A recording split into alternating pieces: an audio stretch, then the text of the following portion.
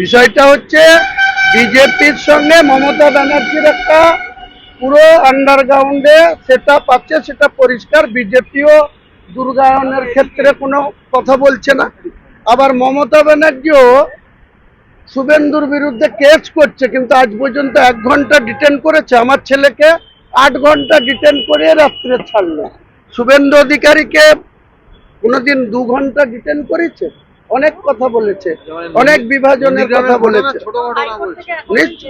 ছোটখাটো ছাড়া কি বলবো? ওটা যিনি এমএলএ, তিনি লিডার অফ দ্য অপোজিশন, তিনাকে তো সেখানে তার দলের কর্মীদের সুরক্ষিত দিতে হবে, সেখানে উনি বলবেন। আমি কেন নন্দীগ্রাম গিয়ে মহিলাদের মারধর করারও সেটা তো অশালীন। এটাকে ছোট ঘটনা বলছি। আমি ছোট বলিনি।